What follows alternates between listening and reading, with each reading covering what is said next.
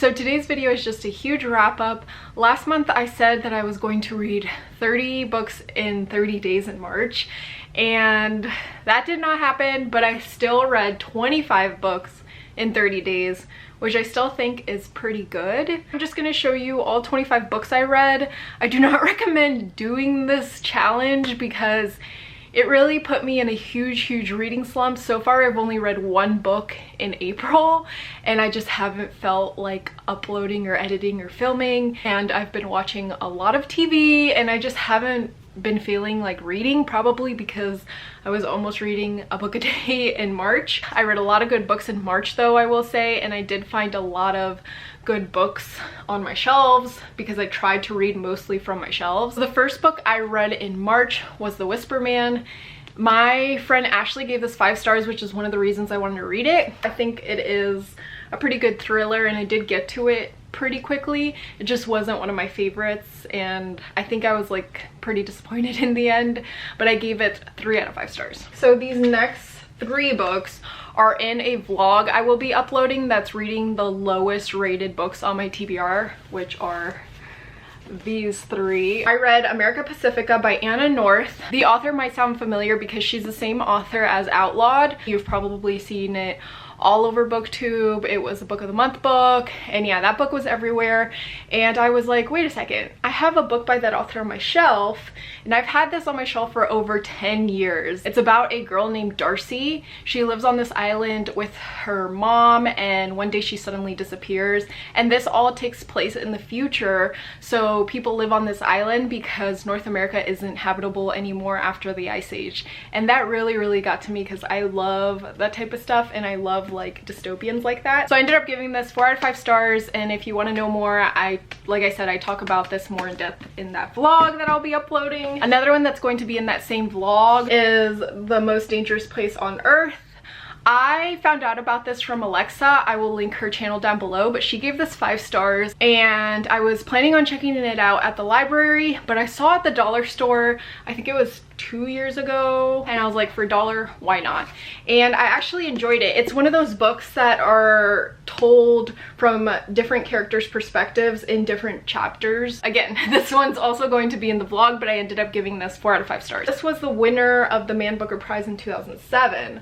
I got this at the library book sale for like 50 cents, so also didn't spend that much money on it, but this one has been on my shelf for a while as well, and I had seen that Max gave this 5 stars, so I was really excited to get into it. I liked it, but it wasn't one of my favorites. Again, you'll see this in the vlog. The next book I read was Catch Me If You Can, another one that's been on my shelf for years. My goal mainly with this 30 and 30 project was I just wanted to read as many books from my shelf as I could that have been on my shelf the longest. So a lot of these books were on my TBR shelf for years, but this one was on my shelf for like 10 years, I believe. Finally read it. I actually really enjoyed it. It was a really fun read. If you don't really read nonfiction, I think this would be a fun read for you. I will say I still haven't watched the movie because I always told myself I'm gonna read the book before I watch the movie, and never read the book. But now I do plan on watching the movie soon. But yeah, I ended up giving this 4 out of 5 stars. Definitely recommend this one. This is another one that's been on my shelf for years. It was mostly a cover by, and it's The Bloody Chamber by Angela Carter. I was really disappointed with this one. I gave it 2 out of 5 stars. I don't really recommend it, but I do like, if you can get it from your library, I do recommend reading the Bloody Chamber short story. That was definitely the best and only good story in my opinion.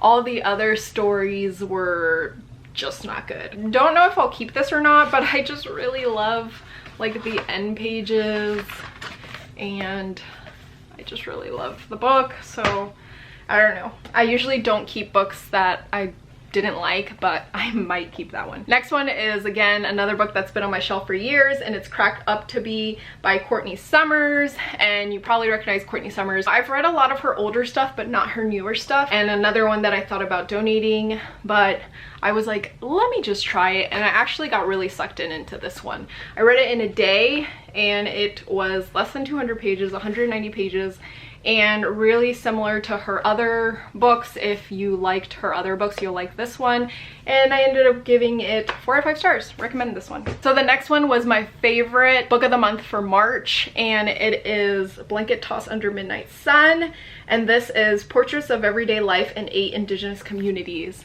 Really enjoyed this one. It just has a lot of photographs, and it tells you about each individual community, and it also talks about the photographer and the photographer's life. These are photographers that actually made a difference and became part of the community and lived there for several months and really immersed themselves without intruding and trying to make people like pose in a certain way. If you're looking for more like own voices or more books by Indigenous authors, then I definitely recommend this, but definitely recommend this overall because even though it's short, it is really informative. I learned a lot, and the photographs are just awesome.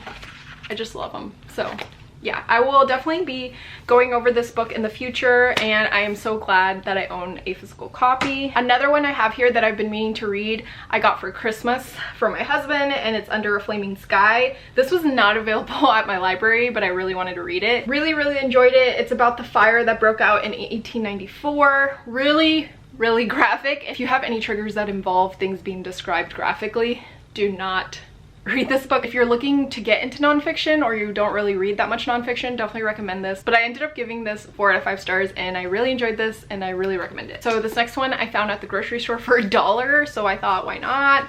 And it is Nightflyers by George R.R. Martin. It's kind of like a space mystery, but it was decent. I think they turned it into a show. But anyways, I saw it was available on Netflix, so I will be watching that. And I ended up giving this, I think, 3.5 out of 5 stars. I liked it, but I didn't love it. Next up, I read Junji Ito's Cat Diary. It was just really funny. Like, even though I'm not, I know a lot of my friends are cat people, but I'm just a dog person. Like, I don't know, but I really enjoyed this one because it was relatable to me, even though I don't have cats. But my dogs are literally like cats. Like, if you know my dogs, they are cats. They just have the same like lifestyle as a cat for some reason. They just sleep all day. They'll like sleep on my head or on my shoulder, and they just lay in these weird positions. But I really enjoyed this one, and I gave it 4 out of 5 stars. And this one isn't really horror. Like, if you're looking for more of Junji Ito's horror stuff, like, that's not horror, that's more of like funny, I guess. Then I read Dissolving Classroom. I love this cover. Like Angel has said in her videos, because we've read some Junji Ito together, a lot of his stuff seems like outdated because it was written so long ago. When it comes to women in his manga, like, it is pretty problematic of like what he does with women in his manga. I'll keep collecting and reading though because I love the horror aspect of it. The next book I read was Concrete Rose, and I was actually really surprised that I liked this one. I didn't think it would meet like my high expectations because I love The Hate U Give, and this is the prequel. I just really loved it, but it just wasn't 5 stars for me. I gave it 4.5, I think it was, because the ending was left so open-ended, and just a lot of people's storylines were left open-ended. So I feel like there definitely needs to be a sequel to the prequel or a prequel to the prequel. I don't know. Then I read another Junji Ito. This is volume 2. I read volume 1 a long time ago. I kind of had to flip through it and kind of refresh my memory, but this is the one where the fish come out of the water. Like I said with the other one, the art is insane. Like, look at that. But I really enjoyed this one, and I gave it 4 out of 5 stars. The next book I read with my friend Kesha. I will link her channel down below. The book we read was Still Alice. This one's been on my shelf for years, and we finally decided to read it. We were going to watch the movie too, but I still haven't gotten to the movie. I don't think she has either. Really enjoyed this one. I think I read it in like 2 days. It's about a woman. She's a professor at Harvard, but then she starts getting like an early onset of Alzheimer's. Definitely triggering if you have a family member, friend, anybody you know with Alzheimer's. It was really, just really sad. But I really enjoyed this one. I'm glad I read it finally because it's been years, and I ended up giving this 4 out of 5 stars. The next book I read is one I really loved. It was my second favorite read for March, and it's The Chimps of Fauna Sanctuary. So this is about a rehab center where they have these chimps. They've been rescued from medical testing laboratories and zoos. I'm not talking about like nice ones like the DC Zoo or San Diego or stuff like that. I'm talking about more like small scale, I don't know, like one of those where it's almost like a circus and they're treating the animals badly, kind of like that kind of zoo. They're all living at Fauna Sanctuary now, and it just talks about like why we don't need to be using chimps as part of medical testing, because it just isn't accurate, and just animal testing in general a little bit. It's not preachy, it's just sad because it talks about like each individual chimp's story, and that just got really sad. Like I almost cried at the end. Really love this one, really recommend it. Even Dr. Jane Goodall blurbed it. I think I got this book like 10 years ago, but so glad I read it, and I gave it 4.5 out of 5 stars. The next one has also been on my shelf for a while, and it's Truth and Beauty by Ann Patchett. This was my first read by Ann Patchett. I can't believe I haven't read anything by her before. This one is about her friendship with Lucy Grelly, I think her name is, and it just covers just their friendship, like nothing before the friendship or really after the friendship, just their life during that specific friendship. I do wish that we got to learn more about both of them, but overall I really enjoyed this one, and it is nonfiction, but it reads like fiction, and I ended up giving this 4 out of 5 stars. The next one also has been on my shelf for a while. I just randomly got it at a thrift store, but I am really glad that I read this one too. And this one is A Long Way Gone, Memoirs of a Boy Soldier. So he was a soldier when he was younger, and then he is put in a rehab center and recovers, obviously not fully recovers from that. I do recommend this one if you're just getting into nonfiction, because it was also a really fast-paced read, and I ended up giving this 4 out of 5 stars. Then I read another Junji Ito, and this is Venus in the Blind Spot. And this is another one that my husband gave me for Christmas, I think it was. I did like this one, but not as much. Like I said, same problems as always with all his manga, but the art is just so good. It wasn't as good as other ones I've read, but it was one of the better ones still. Then I read Greenlights, which this was in a haul. I did not plan on reading this. I did not ever plan on buying this or owning it, but I got it for Christmas from family, and it wasn't, like I said, it wasn't on a wish list or anything. I was just very surprised that I got it because I don't read celebrity memoirs, but it was like a bestseller at that time and everyone was giving it 5 stars, so I was intrigued by that.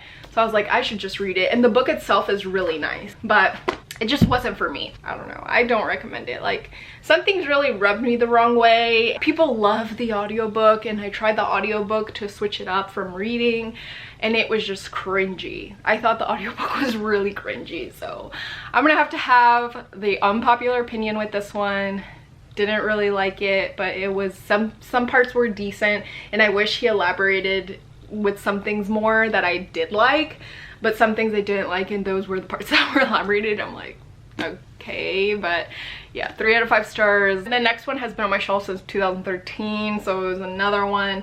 I actually thought that this one was nonfiction. It's Kramer versus Kramer, and I thought this was like, I don't know, they were gonna go into the case and that it was nonfiction, because even my husband, when I told him about it, he's like, how is that fiction? Because on the back it says the best-selling novel that transformed divorce and child custody. I'm like, how did it transform divorce and child custody if it's fiction? After reading it, I feel like the blurb was off. It wasn't that life-changing, it wasn't that amazing. I gave it 3 out of 5 stars, and I think I'll just keep it on my shelf because it is signed. I got this at BEA in 2013, I think it was. So I'll still keep that one since it's personalized, but don't recommend it. The next one, another one that's been on my shelf for a long time, for a few years, The Revenant. I bought the book because I swore I would read it and then watch the movie. The movie came and went, never watched it, so I still have to watch it. Yeah, I don't know, I didn't love this one either. I gave it 3 out of 5 stars. It was still pretty decent. I just recommend getting this from your library if you haven't read it and you're interested, but I wouldn't be like bumping it up there on your TBR anytime soon. The other 2 books that I read were review copies, and one was The Cost of Knowing, and I actually really enjoyed that one. Really different from your regular YA because it had like fantasy elements. It really worked for the story,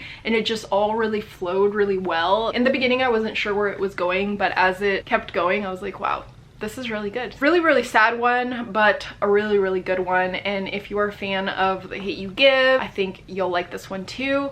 And I ended up giving this one 4 out of 5 stars. Next book I read with my friend Ashley. I will link her channel down below, and it was Behind Her Eyes.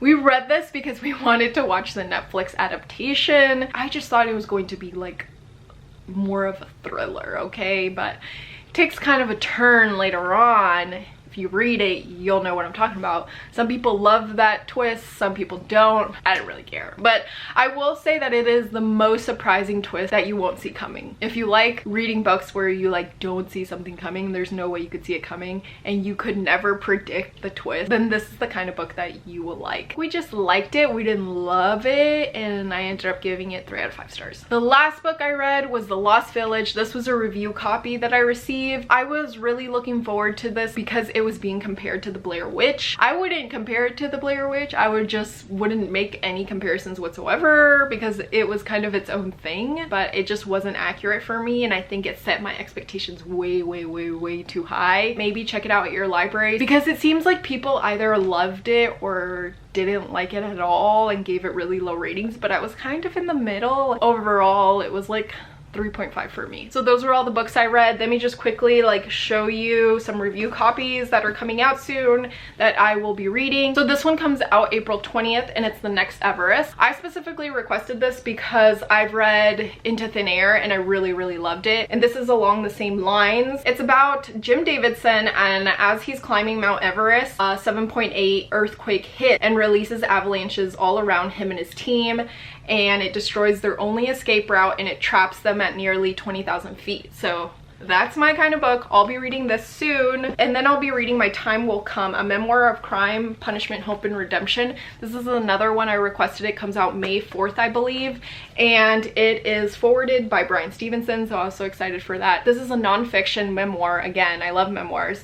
And it is by Anne Manuel, and he is one of the people that Bryan Stevenson represented with the Equal Justice Initiative. Really excited to hear his story. I think if you like Just Mercy or The Sun Does Not Shine, you will like this one. The book I'm reading right now is The Night Swim, so everyone's read this, so I'm hoping to get this read soon. Another one that I got a little bit of, like, I think it was a few months ago that I really want to get to is Deacon King Kong. I totally forgot. I'll be reading Mexican Gothic for my In Real Life book club, and the meeting is like in a week and a half, so I better get to that soon. Another review book I have is At Any Cost, and this is a true crime nonfiction book, so I'm really into that. Another arc that I'm looking forward to is Dial A for Aunties. That one just seems like a fun read, and that's not usually the genre I read, but it just sounds like it's gonna get me out of this slump. And then me and Kesha were planning on reading Parable of the Sower, but I just don't think we'll get to that. I don't think she started yet either. So that's what April's looking like for me. Let me know what you're reading, or if you've read any of these books, or if you had an unpopular opinion like I did. The next video that you'll probably see is reading my lowest rated books on my TBR.